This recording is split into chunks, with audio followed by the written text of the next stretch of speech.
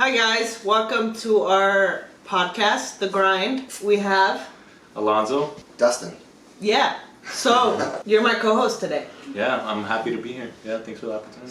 So just tell us a little bit about yourself. A little bit about myself. I grew up in the Bay Area. I lived here my whole life. Basically, I'm an actor right now. I've been doing this for about 6 years now, and I'm also part of SAG, which some of you might or might not know about. But yeah, that's a little bit about me. And yeah, a little bit about me. I've lived in the Bay Area for 11 years. I've been a chef for the last 11 years. I'm also an actor, model, and a chef. And yeah, that's a little bit about me. I moved here from Seattle, where I grew up from 12 until I was 27, and before that I lived on various military bases across Europe. You caught my eye with chef. You mentioned it twice. Yeah. Not just once, but twice. It's a big part of my life, being a chef. How so? Well, I think food and all things food is understandable by everybody. We all have to eat. We all have grandmothers and mothers and grandfathers and uncles and aunties and things like that. And food is a huge cultural connection. And for me, living in multiple cultures throughout the world, food was always one of those things that I could learn about people through. And I was fortunate when my parents divorced and I ended up living outside of Seattle on a 5-acre piece of property with my grandparents. We had animals, we had acreage, we grew, so I had a more deep-rooted understanding of where my food came from and how it got from there to your grocery store, to your plate, and how you could coax flavors out of the most simple things and using seasonality as kind of a backbone of that. So food for me has always been there, and I really wanted to get more into it after I studied psychology at university and still didn't know what I wanted to do, and so I was like, fuck, I'll just go to culinary school, that sounds cool.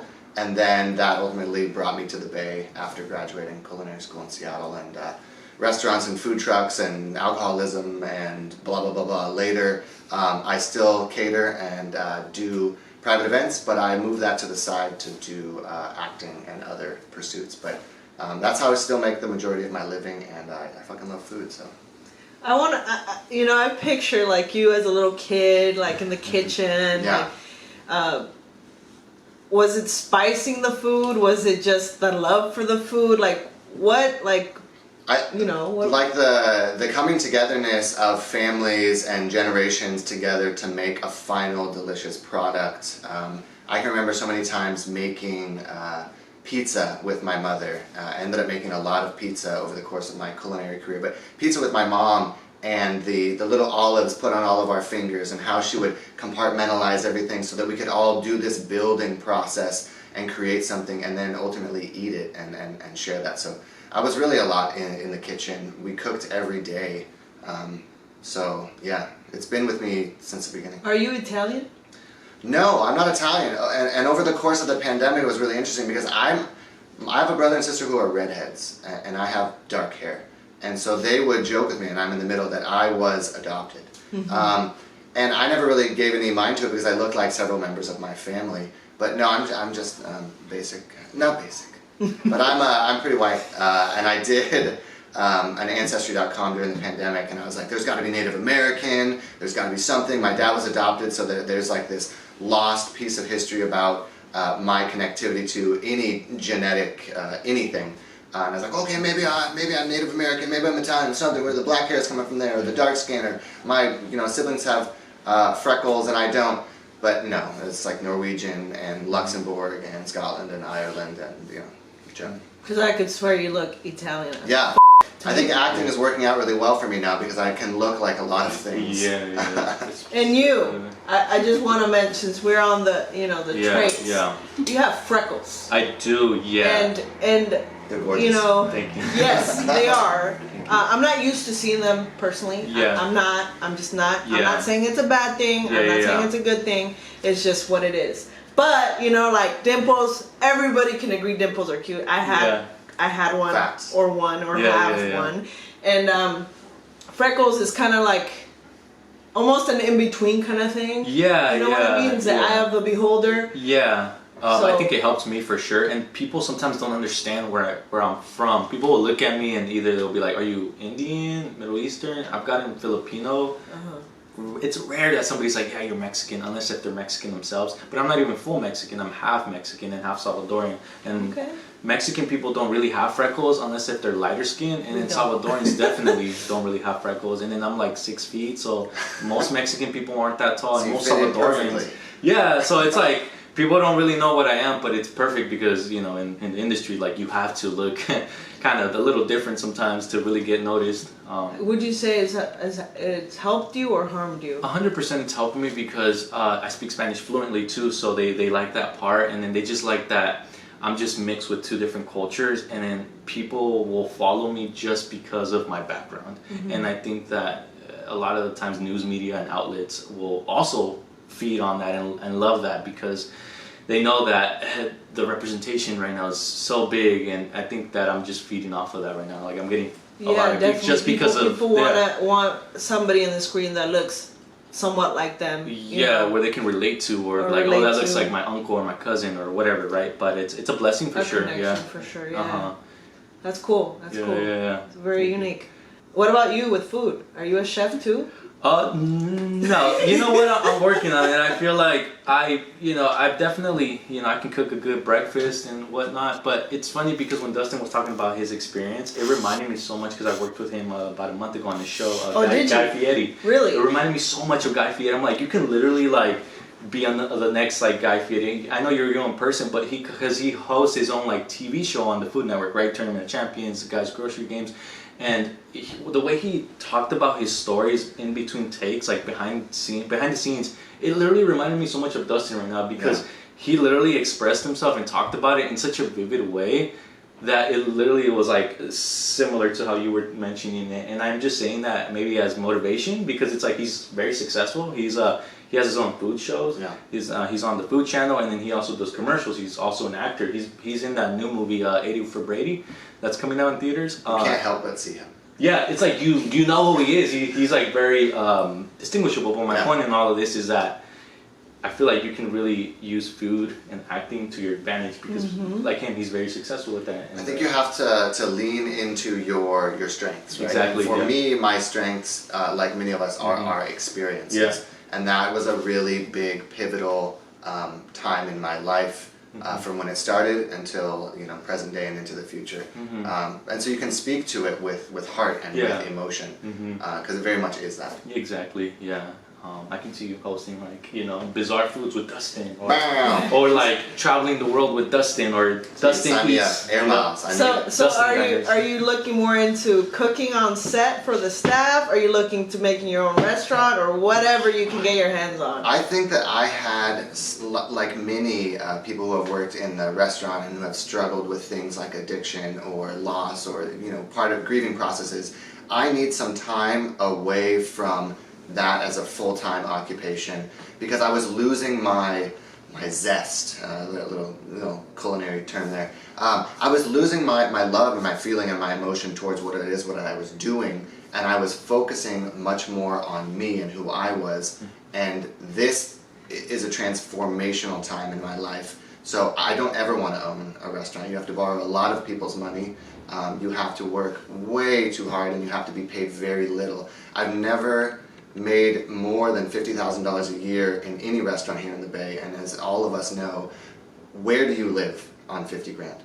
Where do you stay? How do you do that? You have to be very resourceful, but it is draining. So I've gone back to a place where I can cater and pick up jobs as I like, cook really delicious food, be paid better, and then also pursue the other things that I really enjoyed doing, especially in this last year, and hopefully this year is pretty successful as well. Yeah. Okay, I gotta ask, and then we'll dead the food part. Okay. What's your best dish? I mean, this is what I tell people often because the way that I grew up was transforming whatever the hell was in my refrigerator into something delicious. I think that we as people forget that we know how to cook because we watch too much TV that glorifies these people, and we're like, oh, they're the cooks. And so when we talk about ourselves as cooks, or cooking and our skill set, we always dumb it down. I like to help people discover that the things that they have around them can be made into something that looks beautiful. Plating is really important. I've cooked a lot of pizza in my life, and I'm really good at it. Managing fire, stretching dough, doing all of those things, making pasta. I've worked in a lot of these California cuisine style places, you know, homages to Chez Panisse and whatnot. So we have that farm to table aspect, but I just like to make really good food and talk to the people who are wanting the food and work off that. So I can make a lot of good stuff. I do really good preserves, I make a lot of good pizza. I am just very good at figuring out what you have in your house and turning it into something great and helping you be. I'm a good coach, a good food coach. There you go. I dig that. Yeah. So invite me over anytime for that as well. Okay. All right. Cooking courses coming soon to you. I think people are looking for coaches and recipes and stuff like that. So you have a lot of options, especially you mentioned being an actor. Yeah. So how do you go from food to acting? I think that they're so similar in the fact that the acting community is pretty insular. It's an artistic craft. It's the same as cooking. You're taking your feelings and your emotions and you're just laying them out there and you're presenting them to be judged. These are the things that we do every day. My cooking experience has led me to have thicker skin, to want to improve and to drive to be better. They're so similar, it's like, I was like, I have to get as far away from working in restaurants as possible. And then I turned around and I landed in just a restaurant of a different beast. The acting and this industry is very similar to the culinary industry, so the transition was pretty easy. The thing that I like more about it is that I get to travel, I get to meet more people, I get to have an experience greater than myself, and it's something new every day. I don't have to show up to the same place every day, punch a clock. All of those things that were keeping me and my creativity inside are now open, so that's how the transition worked. How has your career as an actor looked like? Are you proud of where you're at? Do you want to do more? What is that path looking like? I feel like I'm phenomenally humbled by my entrance into this industry. Networking is something that I was taught by my grandma and all of her network marketing businesses she would belong to, and she did it for a networking and socialization aspect. And so I would go along with her to different retreats and different things and meet people. And so that's been the funnest joy of my life in this. And I'm good at that. And so I realized, stick to your strengths. Part of acting is meeting people. Part of getting on set is practicing. And the more people you meet, the more sets you get onto. The more sets you get onto, the more that you learn. The more you pay attention to the person behind the camera, making crafty, doing all of these things, the setup, the teardown, all of it. It's been a wonderful year, and I have just said yes to pretty much anything that won't hurt me, and it's helped me a lot. So like 2022 was fucking gangster, and I loved it, and I didn't have to work so hard, and it didn't feel so unnatural, and I wasn't pushing up the hill anymore. I was really just like in my zone and in my element. So to be surrounded by people like y'all, like you are my people, and so. It's great. And that's kind of bouncing back with what you're saying. That's the beauty of struggling, I would say, is that you go through X, Y, and Z, and you appreciate the hell out of the opportunities when you get them. And when you get them, you're like, wow, like it feels so good. And it motivates you to like work twice as hard because you know how hard you work to even get to that position. Because I've definitely been there, done that. I mean, I've had crappy jobs and jobs that just sucked. And at the end of the day, it makes you appreciate your accomplishments, your successes, your milestones a lot more because you know how hard you worked for it. And kind of what you were saying, like, you worked in different jobs and maybe jobs that didn't pay you well, but I can see that in your experience, you appreciate where you are now because you've struggled to get there. Yes. And all the people along the way that it takes to make anything. Yeah, exactly. I appreciate everything. Exactly, and it's beautiful because when you work on a set, you meet the catering people, the security guards. There's so many people behind the scenes that are part of this production, and I feel like it makes you see them differently. Like you want to treat them nice with respect because like you were in their shoes at some point. Well, how do you want to be treated? That's just exactly, yeah. But you'd be surprised. I mean, there's a lot of We meet a lot of duty heads all the time. Yeah, of course. Doesn't mean we have to be duty heads. Exactly. I'm still going through it. Yeah. I'm learning how to control my emotions, how not to be that doo-doo head. It's hard sometimes, when there's a lot of time changes or day changes. I'm kind of like, Check avails. And I'm more of a, you tell me a day and we're doing it. Right. And that's not how most people work. And I just, you just have to adjust, and it's very difficult. And it's probably not going to get easier either, because in the industry, you're going to constantly run into that where they'll cancel on you last minute. You'll show up, drive all this distance, and then for you not to get anything out of it. I've dealt with that. Like, I've gone to LA, and for them just to look at me funny and have me turn right back around and go back home, and it's the ugliest feeling ever. But I can tell you right now that if this is what you want to do and this is what you're passionate about, you're going to find a way to do it, regardless of how you feel, how many people made you feel, but you're always going to find a way to get back to it, But I think with the industry is that you have to get used to, assholes. I've worked with like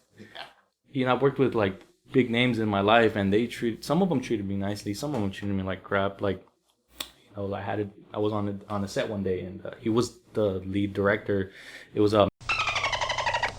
he was like, there was a day where we were being too loud, and he ran over to us and he told everybody to shut the F up, and he yelled at us, and I was like, dang. But I don't know how you would react in that situation, but you just have to, my point in all this is that you have to get used to the different personalities and the different types. If you want to succeed, of course. Of course, yeah, and I just say get used to it, That's the industry. Yeah.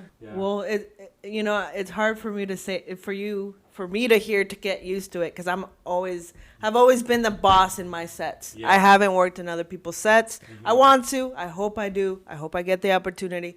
But if I don't, then I'm just gonna have to deal with the fact that I'm gonna be a leader, and humble myself and respect. Yeah, it's baby steps. You can't get to Z without going through A, B, C, D, E, F, G, H, I, you can't get to that point without going through all of this. So through all those experiences, you'll realize what you're made of, Mm-hmm. And with what's your worst experience on set, actually? Oh, mine. Yours and then his. Personally, I'm trying to remember. What was my worst? When I was working on trying to think. Oh, well, recently actually, I was working on the new Jennifer Lopez movie in Cupertino for 9 days. It's gonna be called Atlas, right? I don't know when it's gonna be released, but it was just a really crappy situation because we were at an old cement factory, and it was basically they were about to sell that factory because it was just so much dust. It's just dirty, and they had bombs going off on set, and I was just like a dead body at some point. So I was just laying there, and all these explosives with like jet fuel and tannerite were going off, and I almost got hit. Well, and then I even hurt myself one day because I fell on a rock. Oh, man. And just literally working from 4 p.m. to 5 a.m. almost like every day, like sucked. And then on top of that, just the conditions, the waiting for hours on end just to Did be. You meet J-Lo? No, it's funny enough, she didn't come to the Bay Area specifically because she knew that the conditions were crappy. So she's a diva, right? The weather conditions? Not the weather conditions, but the conditions of the factory. Gotcha. The cement factory, because there's all this dust, all these particles, all these different factors that were just really crappy. But I respect the people that did show up, because later on they're gonna like CGI her in her part, right? Which is really funny. But Simu Liu showed up, which was really cool. I have much my respects to him because he literally showed up, did his part, and Sterling Brown too. Because they were like our leaders, because we were like AI soldiers from the future and whatnot. But anyways, right, so it was just a really crappy situation. But my respects to Simu and Sterling Brown, because in the midst of all those crappy conditions, they were still there, like ready to work. And but it sucked because of the terrible conditions. And I went to the union and I complained. And they were like, "Oh, you're just doing a money grab. You're just trying to get more. Netflix is gonna look at this like you're just doing a money grab, right?" And they paid us well. Don't get me wrong, but we could have gotten more money. Yeah. They even told us like you could have gotten more money out of it. I think I said more than I should have. I'm just very passionate about this. So I was just going off and off and off. But we're gonna blur that out. What I just said. And then if you do want to see the uncensored version of what I just said, Patreon. Yeah. Yeah. Pay for it. Yeah, wow. Now you can help. For the tea. Yeah. Hey, I gotta make money somehow, man. All right? Yeah. It's a hustle. Yeah, and you, wait. You were mentioning that they said you could get paid more. Yeah, but... So How do you counter that? How would you get paid more? Because of we did stunt work, and stunt work gets paid more. But they had stunt guys on set, but basically like we did the work for the stunts in certain parts of the movie. Like certain things we were doing were dangerous, and but at the end the union blamed us and said that it's a money grab, and Netflix is not going to listen to that. But it's $100 million project movie, so yeah, I don't know why that's a money grab. I don't trust the union. Anyway, Dustin, what is your worst? I think with my short time being full time in the industry, I haven't thankfully run into a lot of like really crappy stories or like been put in really awkward positions. But I also think that I put up with a lot in my life, whether it's self-induced or just societal or the restaurant scene or all this kind of stuff. So like it's very relative. I've certainly been put on check avails that don't work out. I've certainly made switches to my schedule for projects that moved or were canceled. I have been in short films or commercials that I've never seen content from. That's one of the hardest parts, especially in the beginning. You're trying to get speaking roles and build your portfolio, make your reels, and get that content. And so you have to get on as many sets as possible. But oftentimes you're not seeing the material that's finished months later. Or you're never seeing it. I don't know, yeah. So that is the hardest part for me, is like I'm going to show up and have a lot of fun, and I would like to get content, but the expectation has to be realistic. Like, you're just going to have to hustle and grind and work, and hopefully you meet someone who wants to share it very rapidly, or you work your way up fast enough. So it's just a patience game, and I can be patient. I've certainly been cold on set. I've certainly worked, a bajillion hours, but it's life. So I think I've had it pretty easy, and bring it on. That still doesn't answer your worst experience. I haven't had a worst experience. I think that's what I'm trying to say. Like, my worst experience, I don't really feel like I've encountered a worst experience, except for... Okay, give me your favorite. My favorite? Well, I was on set in San Francisco in 2021 making a commercial for an educational company, and I was having a good conversation with the stylist, and the stylist was like, hey, you should check out this group. And I was like, okay, I'm going to check them out. And now I get to be represented by them and get to meet lots of fun people just from being sociable and connecting with people. So I get so much out of being on set and meeting people. Those are my memorable experiences. So being on set, meeting the hairstylist, and being told about the company that now represents me in my modeling career. So just that's been my best part. And worst part is, being down in Santa Cruz in the middle of the night in a Halloween costume, and it's freaking freezing, and you're riding roller coaster rides. Don't get me wrong, riding roller coaster rides for free in a costume in Santa Cruz when it's closed is wonderful. So was it really that bad that I had to, be out there at 4 a.m. in the winter? Now this isn't much needed to be said, but Dustin, you are a handsome man. Thank you so much. So, thank you very much.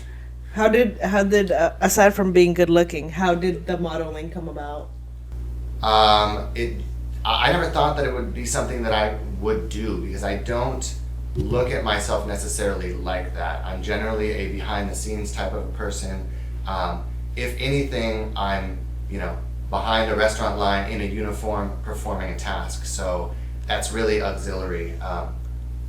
But yeah, I really enjoy it. It was just something that I was pushed into. Like I said, that was my story of my best experience.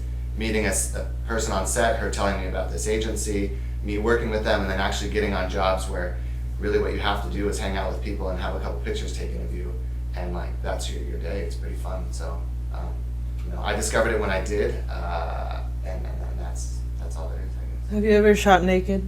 No. My mother always told me, you can do whatever you want, but just don't make porn. And so OnlyFans. I don't Just want saying, to. good money. No. It's an option. I think that those are great options for people, but for me, that's not really something that I'm interested in doing.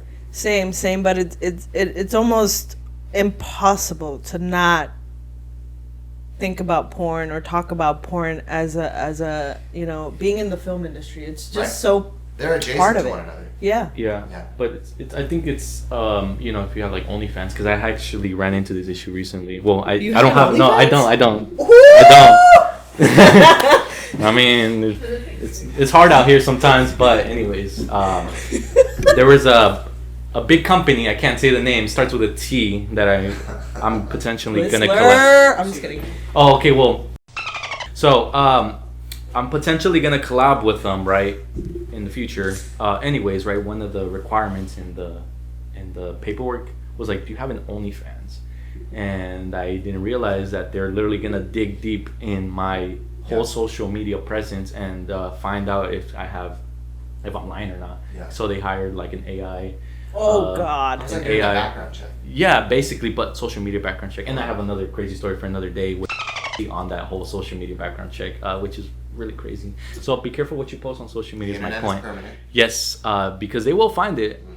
Can guarantee you that. I said so many stupid shit, so I'm You're gonna get flagged by a lot of companies. which I mean, I'm just being honest. I could deal with. It's all It's good. all right. That's It's all why good. if you just produce your own content and your own boss, you get to be like at the helm of your ship of operations. Yeah. So like, do your thing. Yeah. Yeah, Just yeah. run your Do show you- the way. No you want to. OnlyFans, you guys. No OnlyFans for me. No porn. Feet finder, maybe. Feet- Feet pic. Feet finder. There's something for everybody. I Yes, think. yes.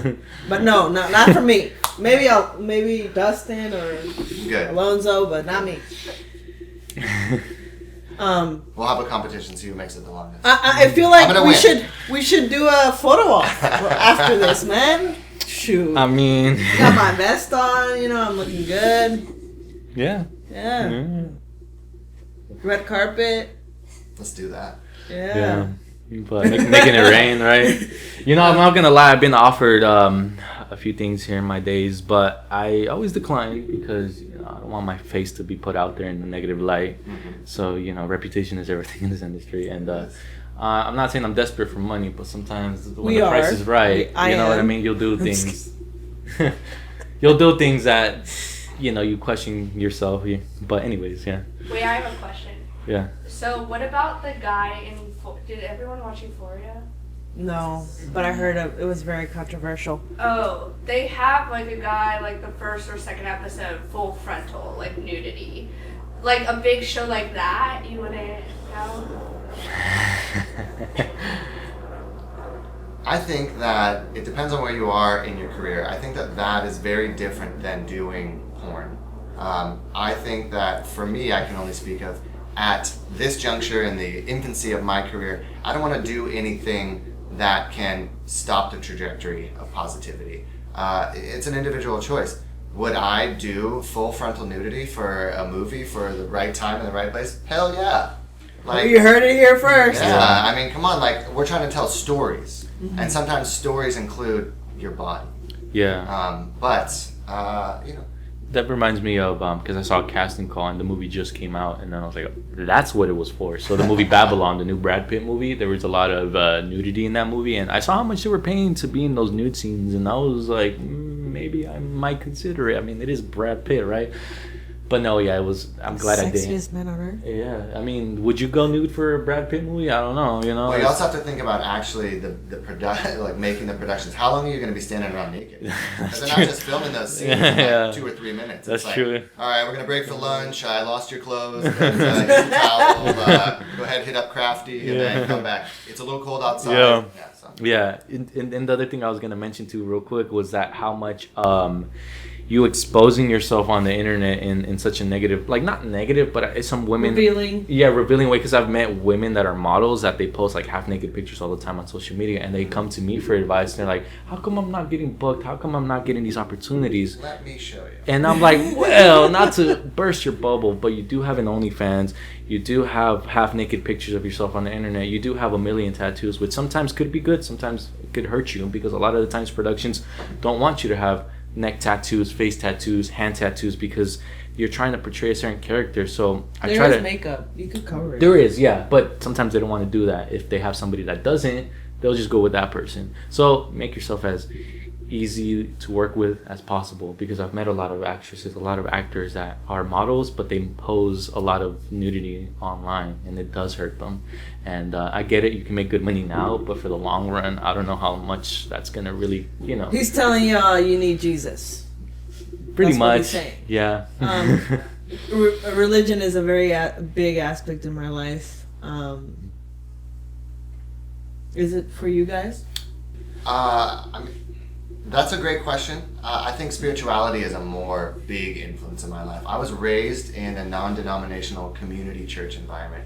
I lived all over military bases throughout Europe and England, where I was born, in Alabama. You were born in England? I was born in England, yeah, in a town called Ipswich. We were stationed at an Air Force base. My dad was a firefighter at the time. And then from there we moved to Alabama, where he went to flight school to become a helicopter pilot for the Army. And then from there we moved to Germany for 8 years. So I've lived in a lot of places, and religion is a big aspect all over the world, and it looks differently in all of those places. I think for me, I had a fortunate opportunity to be inside, from a Christianity standpoint, a lot of different types of churches, a lot of ways of, being religious and spiritual. I think more I adhere to a spirituality aspect. I'm not a huge religious person, but I have a foundation in religiousness and in spirituality growing up. So it's a part of my life, but it is not a huge component of my life. Yeah, I mean, like, for me personally, I don't like religion, quote unquote. I think it's more of a relationship, right? There you go. That's a good way to describe it. Because religious people, not everybody, point fingers.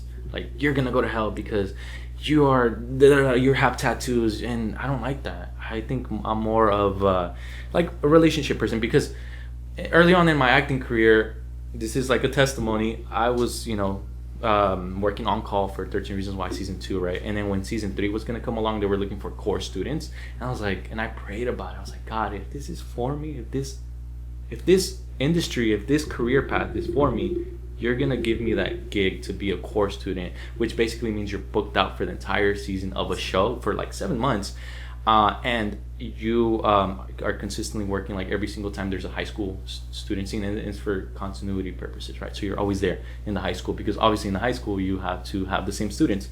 So long story short, I prayed about it. I was like, God, if this career path is for me, and this is for me, you're gonna give me that opportunity. And I got it. I still have that screenshot of that text too. It was life-changing, because then that's when I realized maybe this is for me. Maybe God is there listening to me.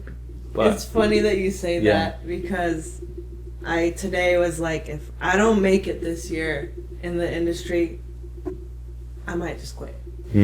Don't. So it's funny that you mentioned that, because it's full this was circle. 4 years ago at this point, and I said, if this is for me, you're gonna open the door for me, and if it's not for me, then I understand that this wasn't your will for my life. I literally had that conversation with myself, obviously, and with God. Right. And I got the gig. 3rd season came along, I was a core student. 4th season came along, I became SAG, and then got the core student again. So for 2 seasons after that, I joined.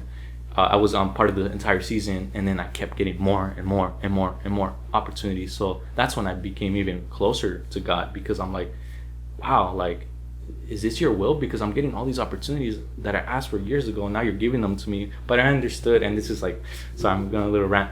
But long story short, I understood that there was so much more behind the opportunities. It was the lessons that were being taught to me that I would have never learned if I would not have gone through the struggle of being an actor, because now I understand people, I have more sympathy for people, I understand life more, and I have grown as a person way more. If I was just working a 9 to 5, I wouldn't be this person today. And I'm thankful to God, I'm gonna give him credit, that I'm here today, because without these opportunities, I wouldn't be where I am today. So yes, I do consider myself spiritual. So I want to know you guys in a deeper level. So, so tell me something about you guys that people don't know.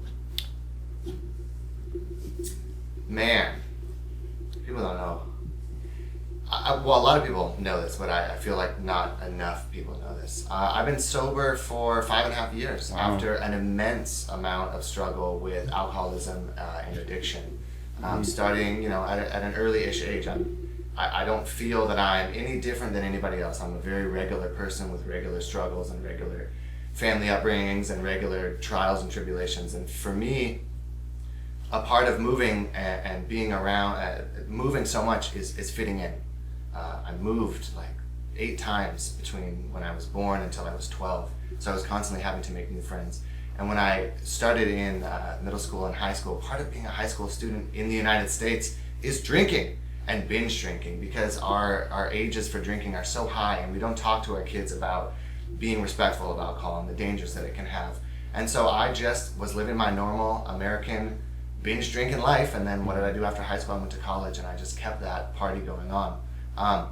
But I didn't have some structures in place to whoop my behind when I started to stray. And as a middle child, I had I'm a middle child too. I had an older sister and a younger brother that were doing enough at getting in trouble and taking my mom's divided attention as, you know, a single mom living with, you know, our grandparents. So I kind of, you know, I was very studious in school. I was in a lot of sports and clubs, and so I was very busy, but I was also, you know, getting crunk a lot. So I got a DUI when I was 21 years old. 5 years later, I got another one. I went to culinary school because a lot of my opportunities that I had built up I wanted to become a psychologist, better to understand myself and to help people understand themselves and come from my perspective. And I just felt like that was my gift at the time. And then when I gave myself that felony, because my drinking and driving situation was pretty bad, I lost a lot of opportunities. I had a big stain on my record, and it was very depressing. And so I drank more.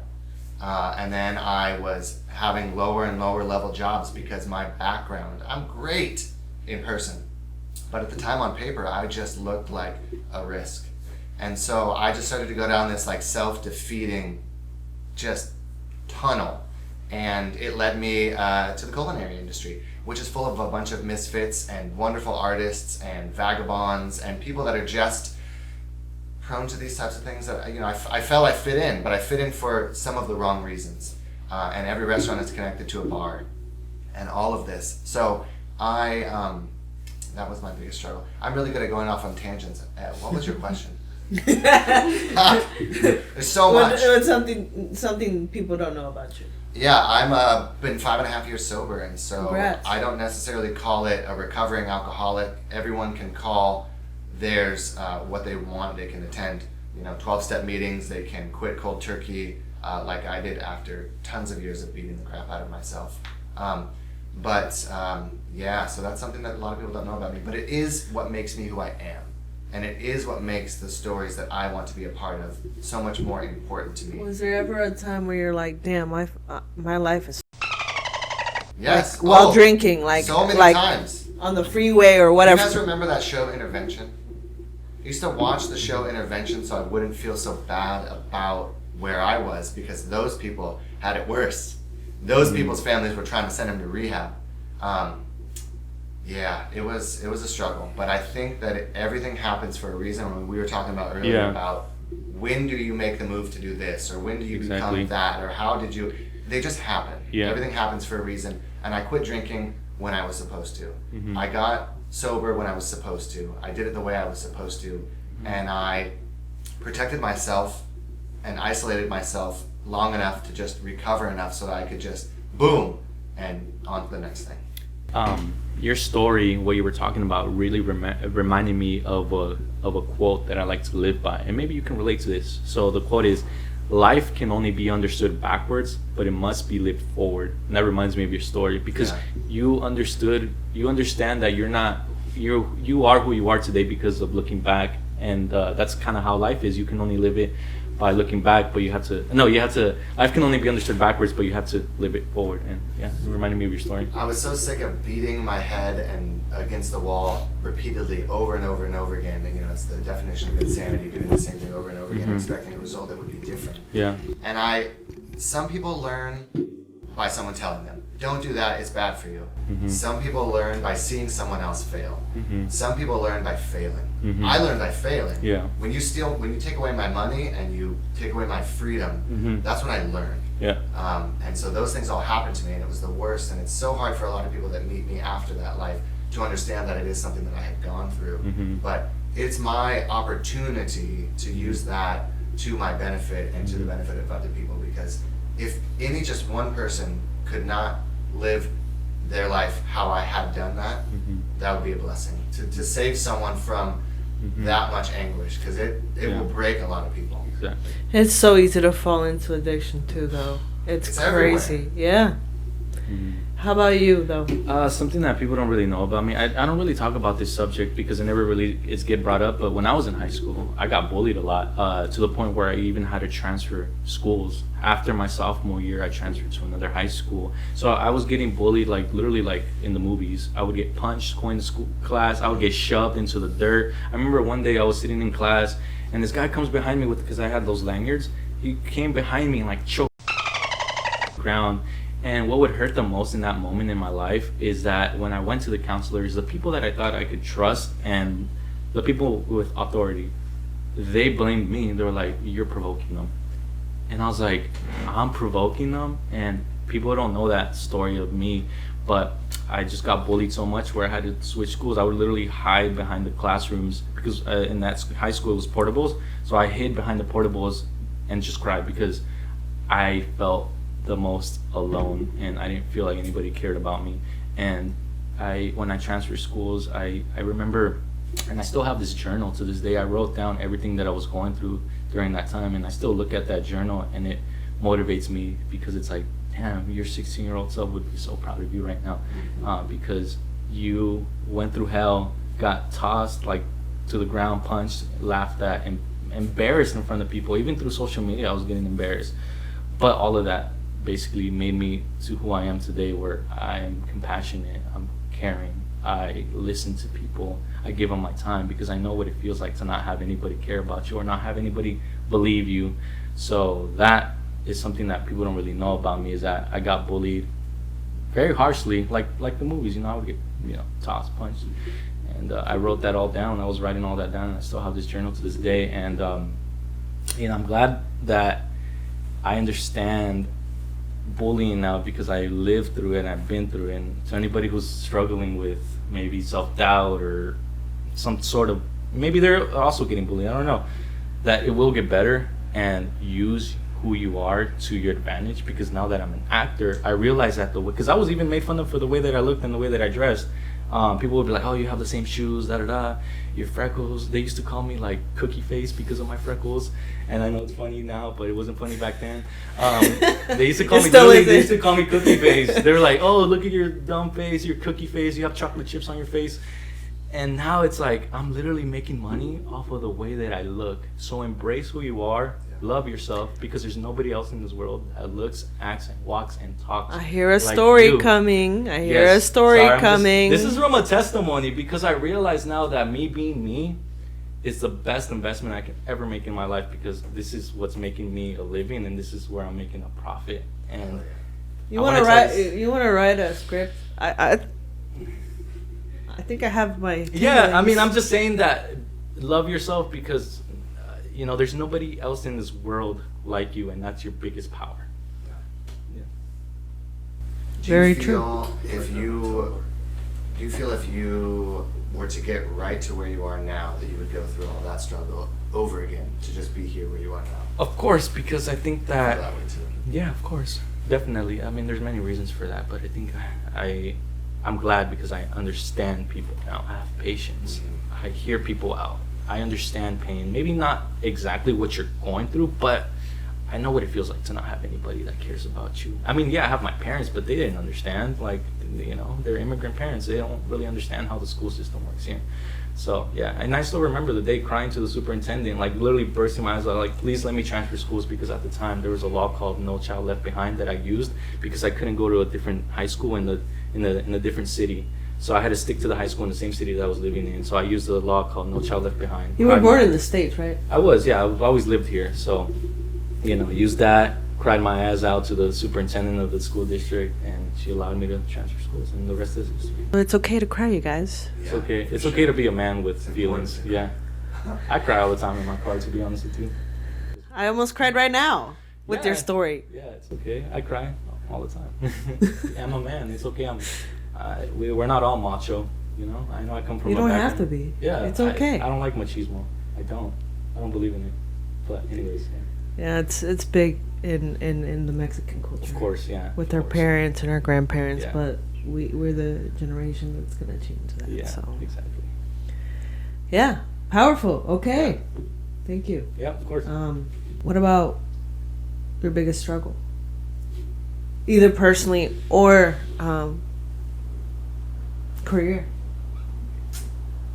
Wow. I think my biggest struggle was a struggle that I didn't even realize was my biggest struggle until I got sober. And that's my sexuality. I didn't know what I didn't know. I think it's just impossible. I dated women unsuccessfully for the first 30, I mean, maybe I didn't have a girlfriend when I was 1 or 2 years old. But anyways, from kindergarten until I was 33 or 34 years old, I was not constantly in a relationship, but I had girlfriends all the time. And I was just like, okay, cool, this is what happens. Like, oh, that one didn't work out, and this one didn't work out. And then I was starting to be like, man, I'm a partner. Like, none of these relationships are working out. My relationship before, the one that I'm in highly successfully, I'm in a great relationship right now with my partner. He's terrific. But up until 2.5 years ago, I just was in terrible relationships. And for long relationships, because I would just stick it out because I wanted to be a good partner. I wanted to be a great whatever it is that I was supposed to be. But what I was supposed to be was happy and conflict. Not free, there is conflict in relationship, but less conflict. And so I had dated a woman with children. She became a widow. I was working for her mother. Her husband had died very tragically at work, and then she was coming into the restaurant more to see her mother, and then she was like, ooh, the cute pizza chef. And I was like, oh, cool, you have animals, and you have acreage, and that's so cool. Oh my goodness, kids. And then, we started dating, and I became Insta-dad, and then my alcoholism just started to skyrocket. And so everything that was failing in my life, I was just blaming on alcohol. When really, there was a lot of other underlying problems to figure out. Then once I became sober, I moved out onto my own. I discovered my inner self, my emotions. I started listening to myself. I started taking good care of myself. And then I started to get lonely after a while, and then eventually I was like, okay, I'm going to go out there and I'm going to find another girlfriend, and this will be great. And then I was like, but wait, what if there's this connection that you're not a crappy partner, you're just dating the wrong people? Okay, well, let's flesh that one out. And I was like, okay, well, let me just try to date a man. Maybe that would work. And I tried it out, and bingo, 2.5 years later, I'm in the most successful relationship that I've ever been in my entire life. It's way less work than ever. I can be my authentic, and I know that's kind of an overused cliche word, but I can just be me. I'm encouraged to do the things that I want to do. I'm encouraged to be brave. I'm encouraged to take risks. Where before it was like, that seems silly that you want to do voiceover. That seems silly that you want to act. Oh, are you really going to be able to make a living like that? I just had a lot of negative influence in my life. And once I cut those negative cords, I started to realize that the elevator goes up. And so I didn't have that weight underneath me anymore. I didn't have that fear and that anxiety. And I also had the support to say that you can make mistakes. You can take risks, and I'm here to back you up, dude. And so, yeah, that's that. My biggest struggle right now, it's hard to say because I don't like to. I think that is my biggest struggle, is being vulnerable nowadays, because it's so hard for me to trust people to be vulnerable. I'd rather just be alone and feel what I'm feeling and not have to put anyone through it. So I think my biggest struggle for sure is Such a guy. I would say similar to Dustin, but I struggle with relationships too. It's so hard to find, I would say, a woman that understands me 100%, because they say they want this man, but when they get it, they don't know how to appreciate it. And I'll be honest, they say they want a tall man. I'm 6 feet. All right, I'm all right. Right? They want someone that's loving, caring, affectionate, loyal. That's me. And then when you Here I am. When you show your feelings, you're like, oh, they're like, just kidding. By the way, I'm toxic too. I have 3 kids, and I just left my baby daddy. No, I'm just kidding. But actually, funny story, something like that similar happened to me recently. But that's besides the point. But I think right now, I don't know, not to be too personal, but I think one of my biggest struggles right now is finding, kind of like a partner too. I think it's just so hard to date in this industry because like you're constantly meeting actresses, models, you're getting their numbers, you're getting their Instagrams, and who the hell wants to deal with like a man that's getting all these numbers? You know what I mean? And I get a lot of women. Self-confident people. Exactly right. But that's my problem. I haven't found somebody that's that self-confident where they're like, okay, I understand that's your grind, that's your hustle. And I think just finding a solid... build the fundamentals first, you know? Yeah. Establish that. Yeah, and I think my biggest struggle, and it's going to sound a little deep, finding someone who loves me for me, not for what I have to offer. Not for because I'm doing X, Y, and Z. I want somebody to care and like love me for me, Alonso. Not Alonso the actor, the one that's worked on this movie, this thing, this. No, me as a person, as an individual with all my flaws and all my imperfections. For sure, hopefully one day I find that person that sees past that. Thank you. As long as you don't stop looking for what you want for yourself. Like, Yeah. Like, I almost gave up. I Not almost too gave up. picky. A lot of guys are too picky, have too high standards, and like that, you're always gonna be alone. Yeah. So, I mean, I've definitely gotten offers because I meet, not to be that guy, but I meet people all the time, right? I'm always at meetups, I'm always at networking events, I'm always out there. But it's just like I've met very attractive people that, could have a potential, but it just never works out. So, and I never try because I'm always trying to be professional. So, I'm never trying to put myself in that position either. So, I don't know. hopeless romantic? Yeah, I'm a hopeless romantic because I'm old school. Like, I like to open the door for her. I like to take her out on dates. I like to be romantic. You know what? It's funny. I dropped something on the ground at work, Uh-huh. and there was a guy next to me. Yeah. And I was kind of pissed that he didn't pick it up for me. Oh, dang. Not that he had to, Just like or stared at him like, Yeah. get that? no. I wasn't mean about it, but it would have been nice, Yeah, picked it up for gentleman, me. Yeah. But no, it It didn't happen. I think I'm just gonna find me a church girl. I think those are the ones. No, stay the hell away. Just wait, okay? Just Yeah. wait it out. Yeah.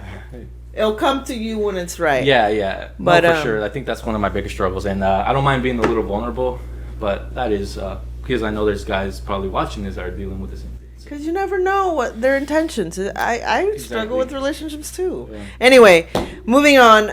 Let's close this up. What are your guys' goals? Are we gonna see you on TV, on Hollywood, or Projects. what's your projects? You want to shout out? Yeah. Or your What- Instagram? What's next for you guys, or whatever? I feel like something last year that has worked itself into this year is a passion project of mine that came as a result of being exceptionally vulnerable and embracing my struggles that brought me here and working with a production company that does a lot of work for a big drug and alcohol rehabilitation network. And being a part of that, the message and disseminating that there is hope. A lot of us live and think, my life can't be any better. I can't have those things that other people have. It's too hard. There's so many things in our lives that if we just put a little bit of extra effort into, we put a little bit of extra love into, and we just give ourselves the opportunity to praise ourselves for our successes, to learn from our mistakes. So this year I'm really happy again to work with Sierra Health and Wellness. I'm happy to be in some ongoing projects with a couple other companies. I feel like in my section of my career, my life and my work is like week by week, right? I'm constantly in the process of digging up more work. So I don't have any huge projects on the horizon, but my aspiration this year is to be in a nationally televised commercial. My aspiration for this year is to, screw it. I want to be in the 2023, one of those commercials for 2023. That's what I want to do. I want to be a face that people recognize for doing good things. And I like to be funny. So I want to be in some funny stuff. And I want to have that opportunity for when you are like, wow, I got booked out. I'm a character in this for the next 6 months. Awesome. because then it takes a little bit of the pressure off it, because this is a grind, it is a chase, it is constantly, you know, people are asking, what are you doing, what are you doing? I'm looking for freaking work, that's all I do every day, is set up my little hoopty, you know, recording set in my house and just act my little brains out, and just hope and hope and hope and send it all away and then move on, and don't take it personally. But you know, I want to do better this year than I did last year, and I did pretty good last year, so I might have an open role. that's what just meeting more people, like more friends in 2023. For me, next project right now, I'm in the works with releasing a new show. They kind of pitched it to me. So on January, I already got the date though, so I did end up getting it. You know, I thank you. It was a process, but I got it. It's a new show for you. They already Is it gossiping? Funny enough, it's a pop culture show. Yeah, because it. But anyways, long story short, they already confirmed with me the 24th of January. I'll be in is the episode that I guess I'm in. We're gonna shoot it in LA, so that's my next project that I know of. I mean, things always pop up as well, but yeah, for now, TMZ on January 24th, I'll be down there shooting something for them. Yeah. Nice. Follow, like, subscribe for more. See you guys on the next one.